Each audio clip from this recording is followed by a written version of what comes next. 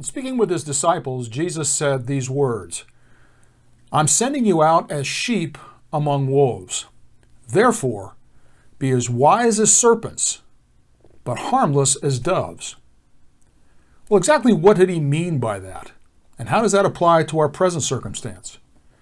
Let's talk about that today. Back in a moment.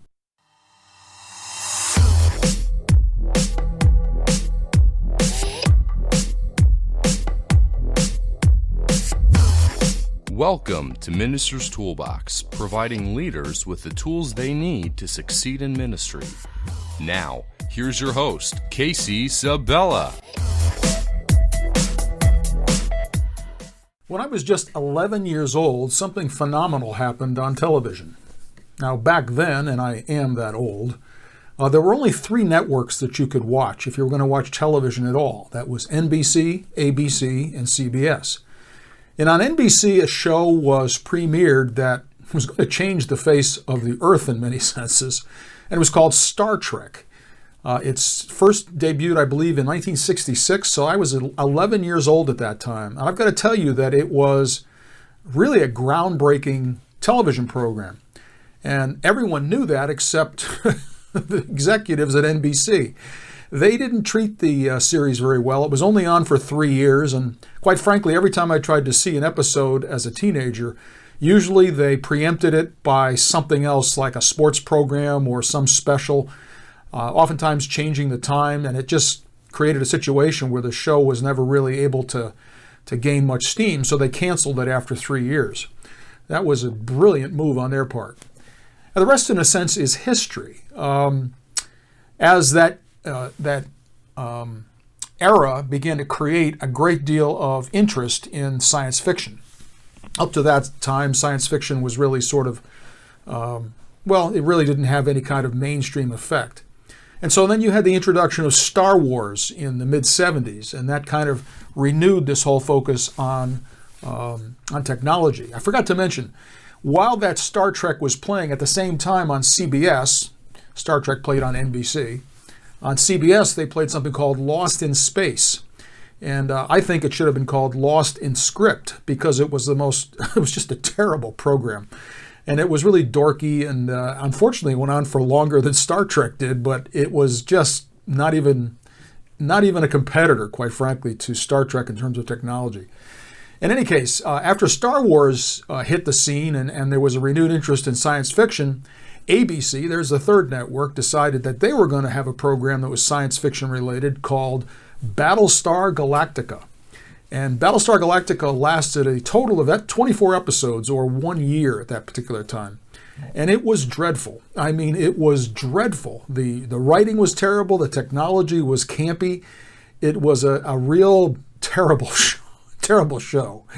And frankly went off the air, and I think that was a good idea on their part. Now, what does this have to do with what we're talking about today? Well, I think you'll get the picture in a moment.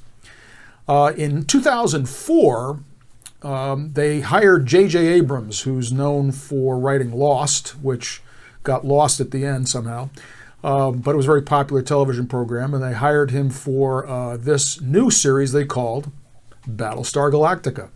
So I tuned in the first episode because I wanted to see what could they do with such a terrible, terrible show. And they did an incredible job, at least at the beginning, because the premise of the show was essentially the same, but they really updated the technology, and the writing, quite frankly, was very good. Now, you didn't think you were going to tune into a podcast talking about reviews for science fiction shows, but there's a purpose in all this.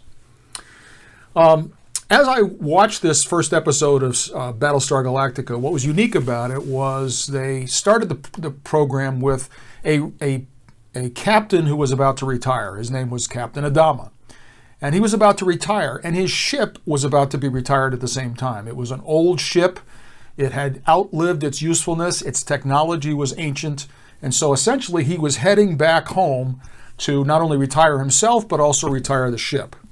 And in the middle of that process, the Cylons, which were a super technological race of machines, used the technology of that day, and inside the technology of the day, it was all digital. They literally killed millions of people. And that's how the show starts. The entire globe is essentially eradicated through technology, because the Cylons used that technology to kill all the people that were there. And just a couple of hundred people were able to escape by ship, and they escaped, to all places, Battlestar Galactica. All the other ships have been destroyed, but Battlestar Galactica had not been destroyed because they were not digital. They were still an analog ship. Their technology was ancient. They were still using phones connected to cords, and there wasn't any cloud or anything like that going on. So that's the premise of the show. It starts with this idea that the older technology survived because they weren't connected. I think you get to where I'm going today, but let me just share it this way. We are in a pretty dangerous place, not only in our country, but technologically. We've been seeing things in the last few weeks that are, quite frankly, frightening. We're seeing technology like Google, YouTube, Facebook, Twitter, banning people, including the President of the United States, banning everyone on his staff, banning people that are related to the president, and showing an incredible bias, saying that they're doing this to protect the American people. Well, that's communist speak, because they didn't take down the Ayatollah Khomeini, who constantly talks about killing Americans. They didn't take down many terrorist sites, which are constantly talking about violence. We didn't take down several public figures who were always talking about killing people. None of that was ever scrubbed or banned. But they took down a political party that obviously they've never particularly liked, which in this case was the Trump administration. Along with that, a lot of other people were banned too. And people like myself have been banned on Facebook for even mentioning certain things that they considered dangerous. I talked about COVID-19 once, and one of my videos was banned permanently. I haven't been able to get it back up because of that. Recently, a friend of mine who is a contractor found that he just got a note that said your tweets, or not your tweets, your posts are now banned for a certain period of time, because he dared to put up a meme speaking about the current political situation. Nothing harmful, actually kind of funny, but it didn't go with their standards. And so they said, you're going to be banned for the next month. You're not going to be able to contact anybody. We're living in an age where technology is showing its ugly head. And it's pretty weird what's going on in our world right now. And there doesn't seem to be anything or any way to stop it. The incoming administration has been supported 100% by Google, Facebook, Twitter, and you name it. All of those technological companies are very much in favor of this incoming administration, and they have thrown money at them in the multiplied millions. So you've got to know this incoming administration, or the one that is supposedly coming in on the 20th of this month, is going to do nothing about censorship or any of those issues. In fact, they're probably in the same mindset about it, that we need to get rid of any voices that don't go a certain way politically. Now, again, my purpose today is not speaking about politics, although that does come into it. We have to speak about the political system just to kind of get at the meat of what we're talking about here. But starting really with, I would say, had to be 9/11, and through the Bush administration, there's been an erosion of our civil liberties, and it was done in the name of security. And through the years, we've been giving away our privacy, or as they say in Britain, our privacy, on our technological devices. And we now have phones and computers that are not only giving us information, they're also monitoring our behaviors. And so we have things like Alexa at home. It is always listening for your voice. We have Siri on our phones, always listening for your voice.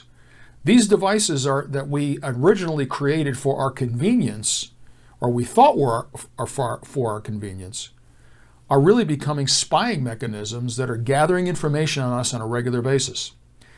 Now, you have probably experienced this if you've used Google search for anything, the largest search engine in the world.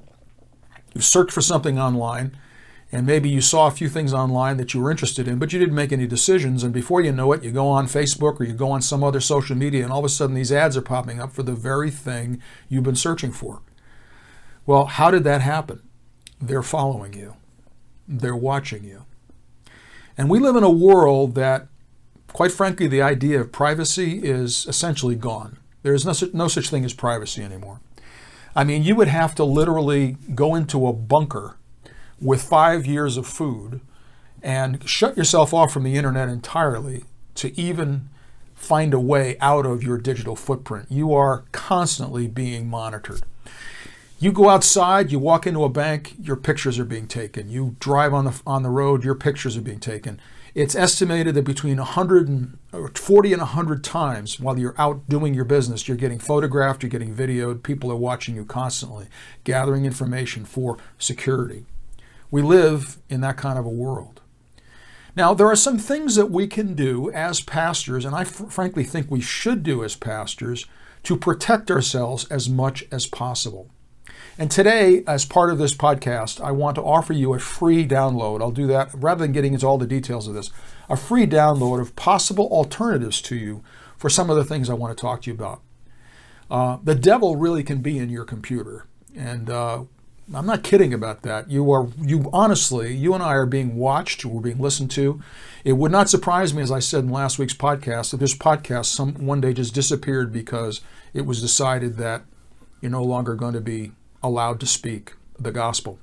Now you say, well, that's really doesn't make a lot of sense.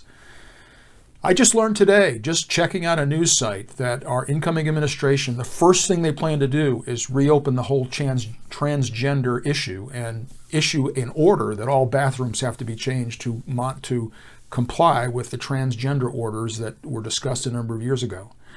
Our vice president has made it very clear that anybody who speaks in any way negatively about transgenderism or anything other than what the culture is speaking about is going to be subject to punishment, including churches. She was very clear about that.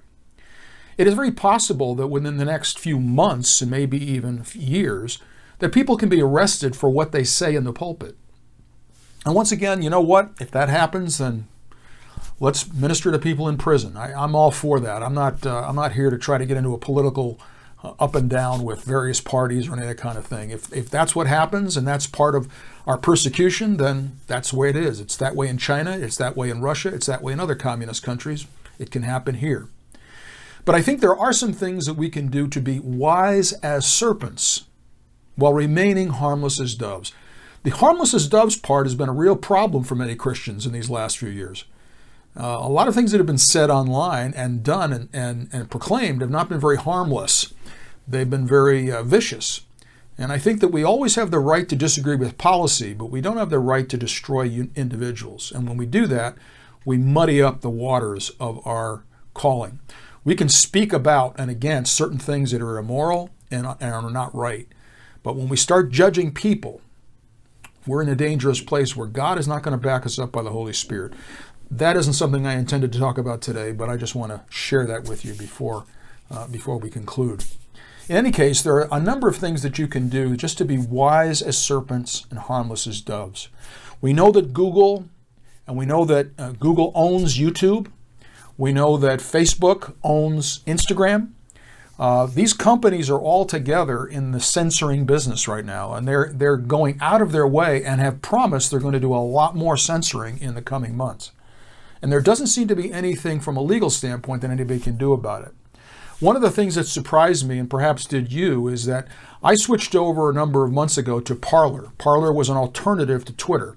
Now, honestly speaking, my Twitter account wasn't exactly, lighting up the screen, but I just said, I'm not going to support a company that is just censoring people ad nauseum. So I just completely got myself off of Twitter and I went over to Parler. But if you go on a Parler app today, it doesn't fire up. Why? Amazon took it down. So you can see these companies, these technology companies, have agreed together that they're going to support certain ways of talking and thinking, and other things they're going to attack as criminal. In other words, they're going to go beyond our justice system, and they're going to decide who's right and who's wrong, who's moral and who's not, who's acceptable and who's not acceptable. We're living in those days. Now, you can't completely erase your digital footprint. It's really not possible. But there are some things you can do to really limit your exposure. And I'm going to talk about that, or I'll mention that in the download, rather than getting into every detail. There are some things that you can do, and I would encourage you to start thinking about doing. One of the things that I've done, and you may want to consider this too, is I've purchased an external hard drive for my computer. And my intent is I want to get completely off of Google. I want to get out of Google Drive. I want to get out of Google everything. Because everything that's in the cloud is subject to a lot more invasion of privacy. And why not put it, it's just a smart thing to do anyways, put it on an external hard drive, something I have in my hands, and maybe even two of them, one for different locations, but backing up my own data so that I don't lose it. Because as I said, I posted on YouTube, almost a year ago, and poof, it's gone. Now, I still have that video on my computer, but I can't post it because they won't let me. And once again, it wasn't very controversial, that they just decided it wasn't fitting with their standards, and it's their sandbox. They can do whatever they want with it. But going forward, I think it's really important for churches to really have their websites up and running, have their websites as places that they can come to. That's real estate that they own on the web. Reduce your dependence on things like Facebook, although that's hard. I mean, we reach people through Facebook, but I was having a discussion with a fellow pastor online recently, and he said, well, I'm going to stay on Facebook because I want to reach people, and I agree with that as a philosophy. However, what Facebook is doing is when they see what you're saying, they're limiting who you speak to, and a lot of times you don't even know about it. You think you post something and it goes out to thousands of people. Little do you know that the algorithm inside their Facebook's computer system has basically said, okay, you're going to talk to 15 people, you're going to talk to 10 people, you're going to talk to 3 people. And so your posts don't get out there. And I think as time moves on, we're going to see that our posts are limited more and more. Now, thank God today there are some social networks that do not have censoring, do not practice censoring. They're not as large or sophisticated as Facebook because, frankly, they don't have the money that Facebook does have. But it may be in your best interest to start thinking about building a presence on some of these alternative networks and thinking about protecting your data, not in the cloud necessarily, but in something that you can touch. Now, again, I'm not trying to create a nation of Unabombers, and I'm not paranoid, even though I think everybody's after me. But I think that there are some things we can do that make us to be wise, and we can be wise about some of these things. And again, you can get an external hard drive for just about $100 online. I would encourage you to begin to reduce your digital footprint, and I'll talk about that in the free download that you can get at ministerstoolbox.com. Before we go, as you know, I always have a quote that I share especially for you. This one is from B.F. Skinner, who said, "The real problem is not whether machines think, but whether men do." Once again, I want to encourage you to go over to ministerstoolbox.com, pick up that free download. There's no cost in relation to that. If you're already on the mailing list, then you'll get it for free. If you're not on the mailing list, then you'll have to give us your name for us to send it to you. But I think that some of the alternatives will be a real help to you. Until next time.